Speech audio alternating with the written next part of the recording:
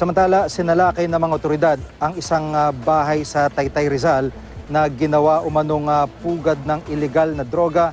May live at exclusive report si Emil Sumangil. Emil? Magandang hapon, Jiggy. Ito lang dump site.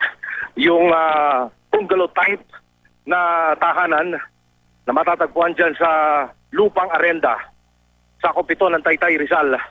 Mistulang dump site, ika ko nga, Jiggy, dahil napakaraming basura. Nag-uumapaw yung mga kalat sa loob nitong bahay na ito na sinasabi ng mga residente ayon sa sumbong na natanggap ng CIDG ay ginawa ng drug den. Dito na gumagamit ng shabu yung mga naroroon sa lugar na yon, hindi nila malayo, yung mga drug-dependent, Jiggy, pati na yung drug pushing. Doon na raw ibinebenta yung street level na kategorya ng illegal drug trade ay masyadong positibo doon sa lugar, kaya sinalakay na ito ng Philippine National Police, CIDG. Isa ang naaresto, yung 31 years old na si Audrey Viray. Umamin siya sa CIDG na kanyang pakay sa pagpunta roon ay para umiskor ng shabu na dadali naman niya sa kanyang tirahan dyan sa area naman ng Napindan, Taguig. Nakatakbo yung sinasabing nagmamayari at nag-ooperate ng drug den na yan, na hindi na muna natin din papangalanan.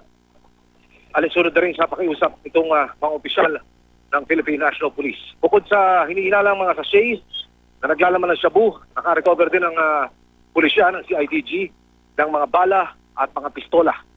Patuloy yung sasagawang operasyon ng CIDG dito sa grupo na ito na nag-ooperate sa Taytay, Rizal, na sinasabing pagaman na street level ang illegal drug trade na kinasasangkutan nila. Malaking bagay pa rin ito, Jiggy, ayon sa CIDG, dahil ito ang nakakapagbenta sa mga minor de edad nating kababayang at yung mga natututo pa lamang na gumamit ng shabu. Dito nang gagaling sa mga source na gaya nito. Jiggy. Maraming salamat, Emil Sumangil.